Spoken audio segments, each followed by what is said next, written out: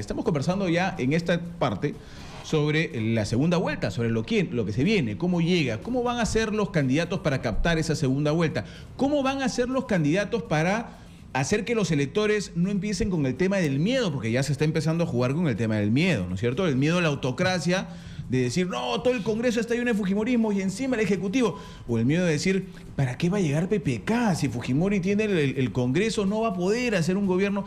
Están ya por ese lado del miedo. ¿Cómo debemos actuar como votantes en esta segunda vuelta?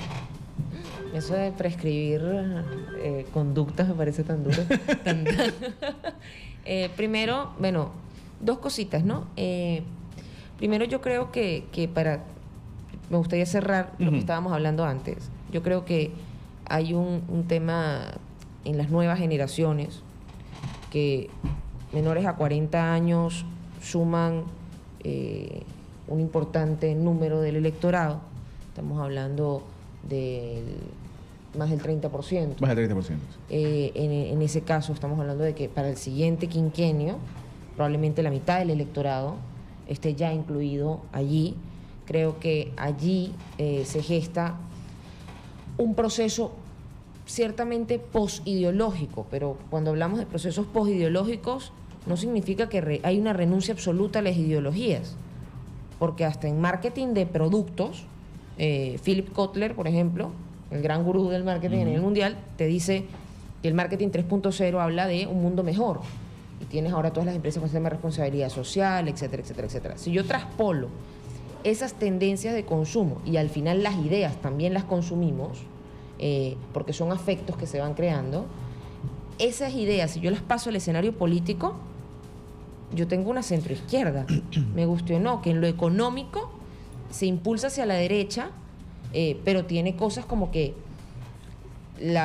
un término de la competitividad empresarial, donde hay una cooperación, por ejemplo, de los angel investors y las startups. Con el tema de las nuevas tecnologías, los microempresarios, los microemprendimientos, el tema colaborativo, el software libre. O sea, hay un montón de cosas que tienen una lectura en el escenario actual que si no lo capitalizan en movimientos modernos de los distintos lados del espectro, se los agarra la izquierda de primero. Y se los agarra la izquierda de primero porque la izquierda tiene un discurso que desde los 70 hablaban de cooperativas, por ejemplo.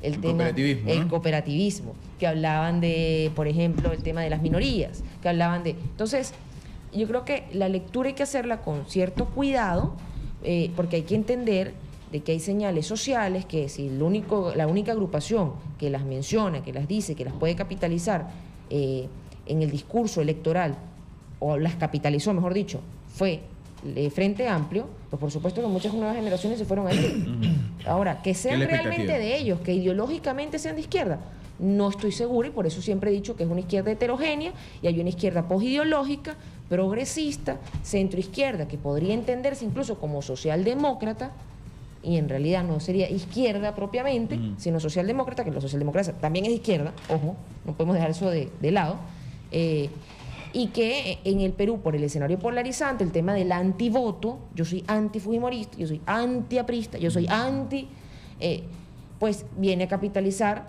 en mes y medio, que fue el escenario donde ya se terminó de definir.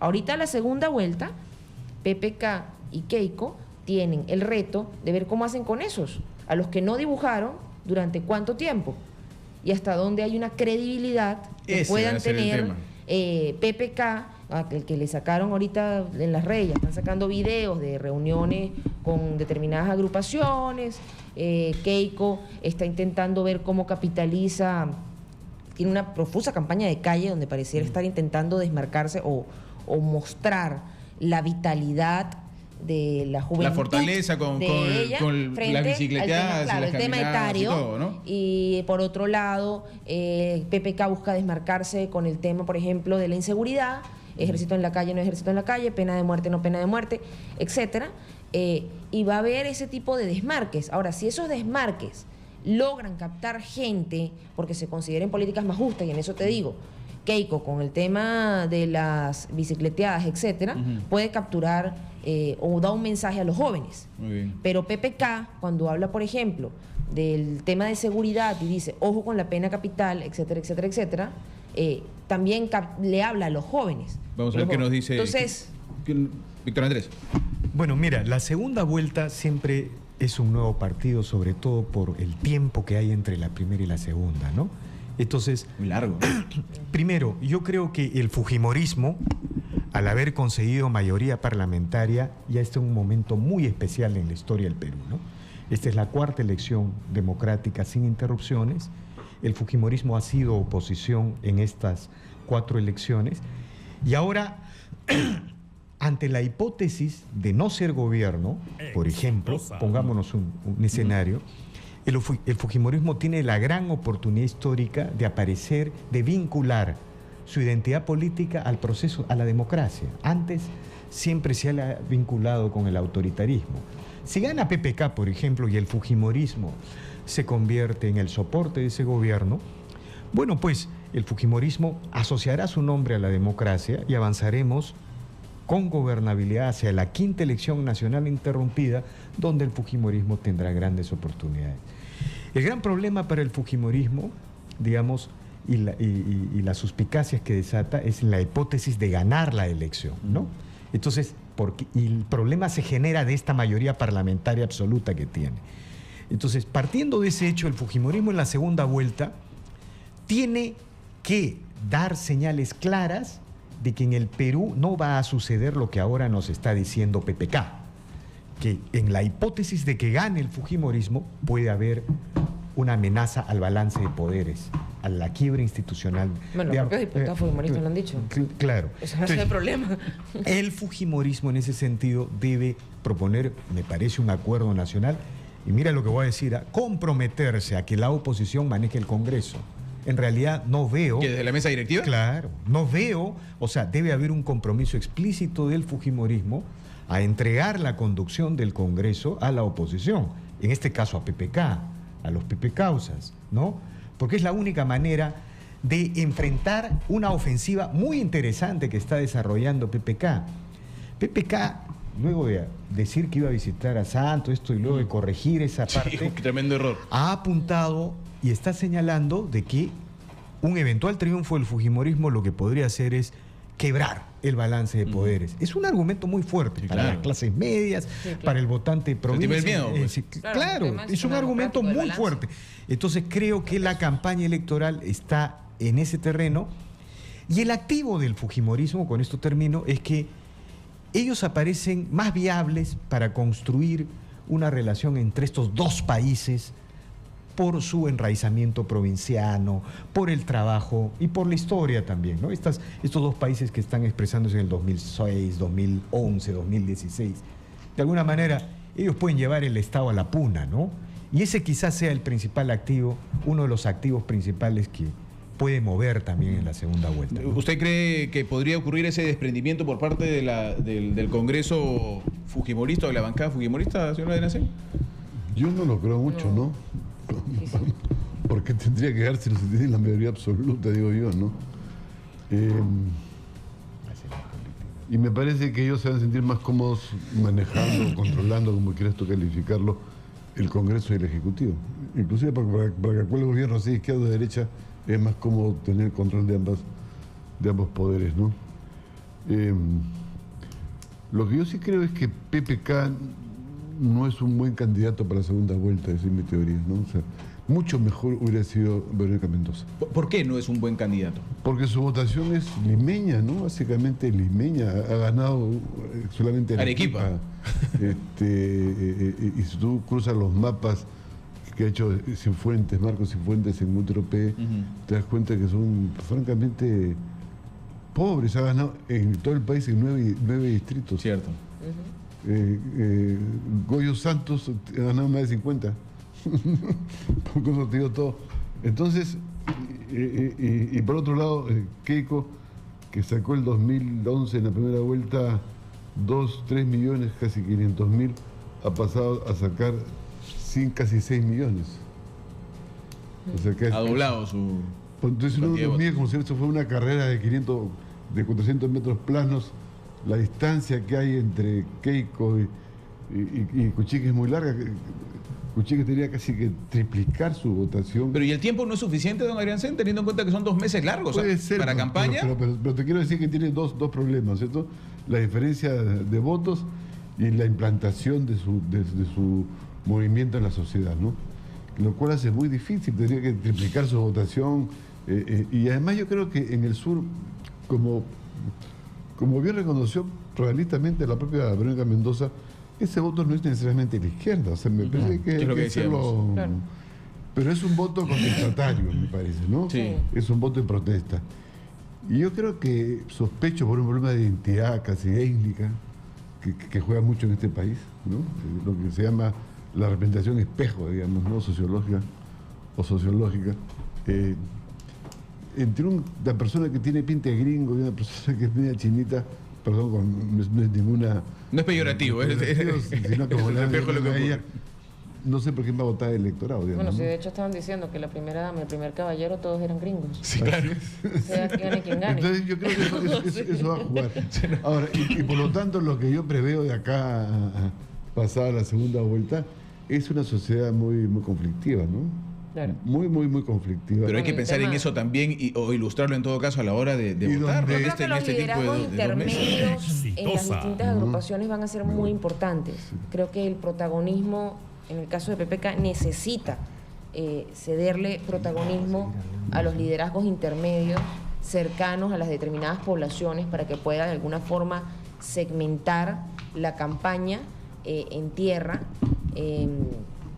de acuerdo a justamente esas características muy propias de la zona. Claro, o sea, el sur pues es muy arisco, digamos. Claro, como PPK va a una tener mez- que lograr dibujar en la mente del elector cuál va a ser la participación del líder que sí reconocen cercano en un eventual gobierno Pero de PPK PPK. declaró hace unos años que la gente que vive por encima de los 3.000 metros piensa mal. Bueno, pero es que ya van, basta discursos recordar- lamentablemente, todos tienen alguna frase o Claro, pero esta políticamente incorrecta. Claro, pero esta frase va directamente en contra de lo que quiere ganar el voto. O sea, y además es un club de amigos prácticamente. Además yo sí creo, y con esto quiero terminar, ¿no? PPK representa para mí el poder real de la sociedad. Son los que han manejado el Estado. Es Perfecto. la tecnoburocracia llamada neoliberal. Léete ayer en la columna de Patricia Teulet en Perú 21. ¿Podrías Oh, votar por el fujimorismo? No, Alberto? yo no voy a votar, pero perdóname, yo soy profesor de Paniagua, yo fui los que participó activamente en la destitución de Fujimori, ¿no es cierto? Y siempre que digo que si tú quieres consolidar la democracia en este país, tienes que derrotar políticamente el Fujimorismo, ¿no es cierto? Esa es mi opinión de que estoy en el gobierno con Paniagua. Entonces, son la misma gente. Pero ¿a Sí, dónde sí, la elegir Blume. entonces? Se la ponemos complicada al votante. ¿Ah? Mira, Es que de verdad que se la ponemos complicada al votante. Por eso Me yo va a subir señalaba, los blancos y no- por eso yo señalaba que, mira, si la elección de la segunda vuelta se polariza alrededor de democracia y autoritarismo, yo creo que PPK podría tener posibilidades, ¿ya? Porque este argumento de el equilibrio de poderes sí es un argumento para los peruanos. Mira, no, yo Pero sí por otro creo. lado, A ver, yo- a ver, siempre a ver, dicen mira, que si hay un tienen punto de minoría en vista el Congreso no, no, pueden no, gobernar. yo no creo, mira, yo no También he creo, escuchado yo eso. no, escúchame. Justamente el principal recuerdo que el Fujimorismo tiene Claro, es que es una cosa que si no hay mayoría en el sólida, Congreso no puedes fuerte. Pero a eso voy. Pero Autoritaria. Alberto, eso es lo que estoy diciendo. Lo que pasa es que no me escuchas. Lo que estoy diciendo es que PPK tiene en el argumento de un eventual triunfo del fujimorismo, es decir, este argumento de que podría alterar el balance de poderes, un argumento sólido. Eso A es lo favor, que- dices tú. A favor. Eso Ah, es lo que ok. estoy diciendo. Lo que pasa es que estás muy ideologizado, me escuchas al revés, ¿no? Entonces, Su micro, Claro, Carlos. a mí Es lo que una- me preocupa a mí es me que da también mucho he que sea. escuchado No, pero- matices de que si no hay mayoría en el Congreso, el gobierno no puede gobernar. claro, ese es el otro argumento. Ese es el otro mi- argumento pero que, mira, que a mí siempre me ha parecido una locura, porque va en Pero- contra de toda la teoría de separación de ¿a poderes, qué voy? contrapesos ¿A qué? y fiscalización. O sea, Pero permíteme, mira, ¿a qué voy? Si la estrategia de PPK logra poner el tema como eje de la segunda vuelta, autoritarismo y democracia, PPK tiene posibilidades. Porque mira, en la primera vuelta la gente ha votado contra los programas económicos estatistas que puedan cuestionar el modelo. también ha votado por el tema de la institucionalidad, de alguna manera, no explícitamente. La segunda vuelta podría convertirse, si es que el fujimorismo no tiene una respuesta adecuada, en un tema de institucionalidad, autoritarismo, por esta idea de el balance de poderes. Ya, pero entonces, hay algo ahí que no te entiendo muy bien, Víctor, y te lo pregunto para aclarar el tema. ¿Eso podría jugar a favor o en contra? Porque tú nos dices, justamente eso es un argumento sólido del fujimorismo, es decir... eso podría jugar a favor de PPK. O sea, lo que te estoy diciendo es, si PPK logra poner como eje de la definición de la segunda vuelta el hecho de que un eventual triunfo del fujimorismo puede alterar el equilibrio de poderes y el fujimorismo no tiene respuesta sobre eso, PPK ya tiene su campaña de segunda vuelta. Yo estoy de acuerdo contigo en el hecho de que esa mayoría tan aplastante en el Congreso puede ser el talón de Aquiles del fujimorismo, porque es dibujar un país completamente Pero antes, una pregunta, ¿ya? Lo que recuerda a la gente de Fujimori es que es una cosa compacta. O sea, no es que recuerde que respetar la división de poderes, no. O sea, y yo creo que el tema, ese tipo de democracia, por ponerle en esos términos, más tirada para la democracia liberal, sería bueno preguntar a la gente qué piensa de ella, ¿no? Yo creo que la gente prefiere un Estado más fuerte, ¿no? Un gobierno más fuerte. ¿No estás de acuerdo con Becerril? Para resolver problemas, no. No, es su análisis. Claro. Pero un poco lo que decía Becerril, ¿no? Yo estoy pensando lo que, claro, quiere un orden. Es lo que Julio Castro le llamaba la tentación autoritaria. Sí, alguna el vez, tema del buen César. Ya, entonces pero no sé si es posible. Pero en ese término, sí es que efectivamente, como dice mira, yo planteo. Tú polarizas entre democracia y dictadura. No, mira, pero yo ahí te planteo una luz y una sombra. En esa reflexión, que es una aproximación válida, la que tú planteas, te planteo una luz y una sombra. En estos 5 años detuvimos, aunque no sé si estás de acuerdo, un proyecto de reelección conyugal en un determinado momento. El Perú detuvo un proyecto. O sea, tú tenías un gobierno que ya había controlado la Fuerza Armada, la policía, y tenías a la señora Heredia con 60-70% de aprobación. Y en ese momento viene el asunto del Tribunal Constitucional, viene el intento de compra de la Pampilla, en fin. A partir de ahí, el gobierno nacionalista, digamos, va de mal en peor en términos de aprobación ciudadana. Entonces, ahí el Perú expresó una voluntad de mantener esta institucionalidad, al margen de lo que digan. Pero fíjate, lo más importante que se detuvo en los 5 años de Humala fue la gran transformación. Y quedó en pie justamente a este tipo de elecciones. O sea, finalmente, o sea, la revolución conyugal fue un invento de Alan García, nada más, desde el punto de vista. O sea, lo principal es que. Bueno, en todo caso fue un gran invento. Porque claro, es que esa es una discrepancia ya los medios de comunicación, que los análisis, la historia lo irá a registrar. O sea, bueno. Yo creo que no es tan blanco y negro el tema de quién decide. Quiero agradecerle a Alberto Arencial, él está con una cita ya pendiente. Quiero agradecerle su presencia en el programa. Él tiene que retirarse. Nosotros nos quedamos estos minutos finales que nos quedan con Víctor Andrés Ponce y con Nancy Arellano. Muchas gracias. Gracias por haber estado con nosotros en este interesante análisis. Te corté, Nancy, por favor. Bueno, que yo creo que el electorado o los electorados, si queremos ser acuciosos, son distintos, son diversos. Creo que los resultados cuantitativos no siempre revelan el dibujo completo de la realidad, que bueno, es compleja, y cuando hablamos de democracia se supone que hay un tema de mayorías, minorías y mayorías que no pueden ir en perjuicio de las minorías, etcétera, ¿no? Si no, no estamos en democracia. A eso se le suma el hecho de que esos cambios de repente que vimos en los últimos 5 años, hay muchos factores que se conjugan, incluso las matrices de, bueno, partidos tradicionales, poderes comunicacionales, etcétera, que deciden destruir o alzar a alguien, y también lo hemos visto, no solo en el Perú, a nivel mundial. Entonces, no siempre es que el ciudadano común de a pie está pensando o consciente de lo que se va generando, sino muchas veces es persuadido y en algunos casos incluso manipulado a inclinarse a pensar determinadas cosas. Por eso es tan importante el tema del papel de los medios de comunicación, para brindar el espectro más amplio de información y que la gente se pueda... Pero también hay gente que habla de concentración de medios, por ejemplo. Entonces, yo creo que hay muchas cosas que tendríamos que ver para poder decidir. Y no creo, como antes hablaban, Incluso yo venía escuchando el programa en el taxi Sí. y estaban hablando la señora Cabanillas. Sí, Mercedes Cabanillas. Y decía, bueno, porque el electorado habló, el electorado dijo, etcétera. Y yo dije, oye, esa señora muy rusoniana ella, ¿no? Porque es un tema como de la voluntad popular, la voluntad general, que nunca se equivoca. Exitosa. Y en los países a veces se equivocan los pueblos. Claro, A veces y la me elección ha ganado una pregunta que yo resulta quería lo más conversar con conveniente. ambos. Me ha ganado un tema que yo quería conversar con ambos justo el otro, y se lo dije a la señora Cabanillas además. ¿Ah? Yo no sé hasta qué punto realmente la gente quiso que el fujimorismo tenga tantos parlamentarios. No creo. O sea, yo no creo que la gente haya ido a votar y decir, bueno, yo creo que ahora si nosotros votamos así va a tener 68, no, No. mejor démosle 71, No. una amplia mayoría.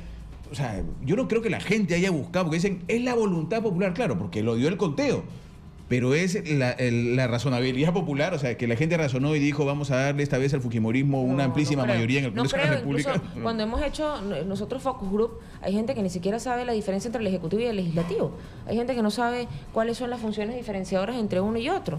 Hay gente que no sabe, por ejemplo, sobre la labor de fiscalización o de control político que tiene que ejercer el Congreso sobre el Poder Ejecutivo. Entonces, difícilmente se haya puesto a hacer cálculos ¿No es cierto? "Le vamos a darle tantas curules a...". No, para nada. Además, porque el propio sistema está diseñado para que no puedas hacer esos cálculos de alguna forma. ¿Por qué? Porque...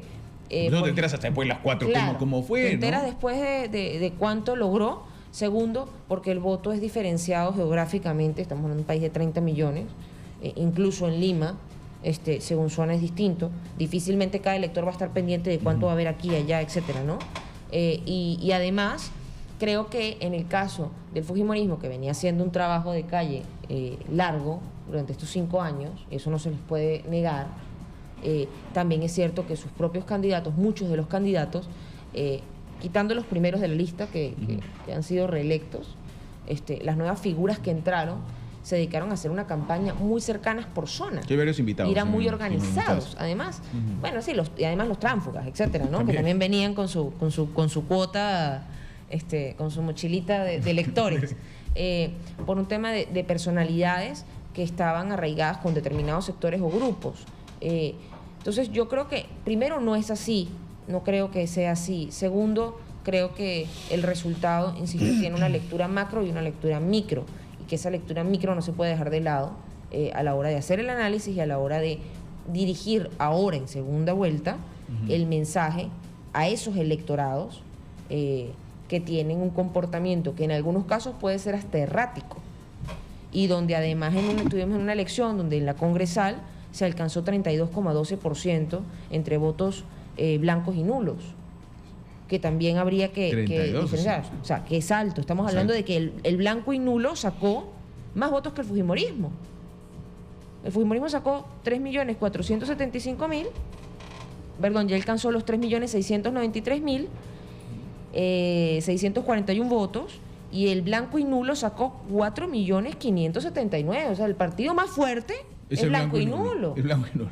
Entonces, Víctor Andrés. eso tampoco creo que se puede dejar de lado en el análisis. Sí, hay que tener claro, ¿no? Porque está y hay bien. que ver si se puede, a ver si son conquistables además. Hay un histórico, ojo, hay un histórico, pero estamos hablando que el histórico creció del 2000 para acá, se ha venido mitigando. En el 2011 alcanzó, perdón, en el 2006 alcanzó su punto más bajo y después fue que creció hasta ahorita. Sí. Bueno, no sé qué estábamos hablando, ya me perdí. No, en el caso que le había puesto el tema de los platos blancos y nulos, a ver si son conquistables además, ¿no? Bueno, yo quiero volver a los temas en los que estábamos conversando, ¿no? O sea, ojalá que esta elección, mira la polarización que se viene, de espacios para la convergencia, ¿no?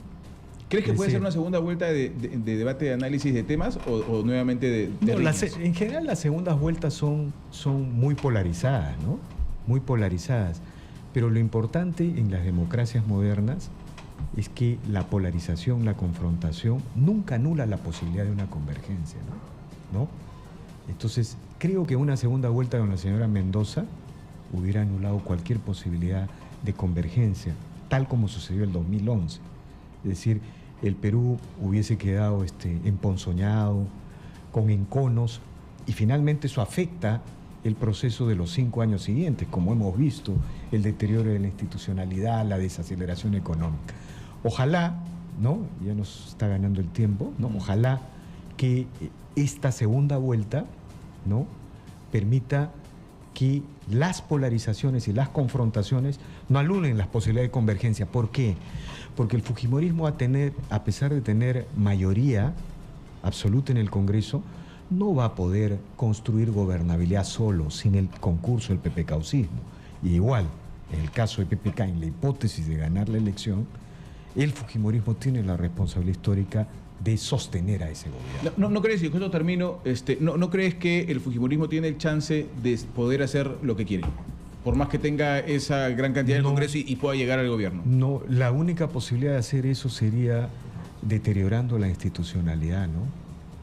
O sea, uno puede tener mayoría, puede tener la legalidad y la constitucionalidad, pero si actúa, ¿no?, con criterio, sin contrapesar los balances, ¿no?, los balances en curso, bueno, pues deteriora la institucionalidad, ¿no? Y ahí... El Congreso es la institución peor evaluada por los peruanos. Claro. Al sol de hoy, ¿qué institucionalidad? Exitosa. No sé si después las promesas de cambio le ganen. Nos Sí, falta pues. fortaleza e institucionalidad desde hace muchos años en todo caso. Claro. No, mira, si las promesas de... O sea, por eso te decía el tema de la oposición en el Congreso, ¿no? O sea, si no hay algo ahí, claro, nítido, no solamente es una mala estrategia de campaña, ¿ya?, para la segunda vuelta, ¿no? Por eso digo lo de la lectura de los blancos y viciados, porque ahí hay una protesta también que tienen que leer a ver cómo la cambian, cómo la bajan. Y a ver si son ganables. Claro. Y a ver si son Pero recuperables. por lo menos no Porque son de protesta para el modelo y el modelo para es el el mismo modelo. para ambos casos. Sí, pero de alguna forma también no es un voto tan erráticamente, tan enfáticamente anti, porque si fuese enfáticamente anti, se va por la opción PPK. Hubiera sido Verónica en todo caso. O Verónica. primera No, pero vez. si fuese antifujimorista, Ah, ok. me voy con el segundo que tiene posibilidad, porque quiero bajarle, quiero fortalecer a Que la fue el caso opción Humala. que destruya, claro. Muy bien, Entonces, interesante, sin ninguna duda. Cosas como estas se nos vienen a analizar en la segunda vuelta. Vamos a tener chance Así de seguir conversando porque es importante analizarlos para ver qué es más o menos lo que quiere la gente en nuestro país y ya se nos viene en junio la segunda vuelta. Nancy Arellano, gracias por haber estado con gracias nosotros. a ti por Víctor la Andrés, muchas invitación. gracias, como siempre. Gracias. Un placer.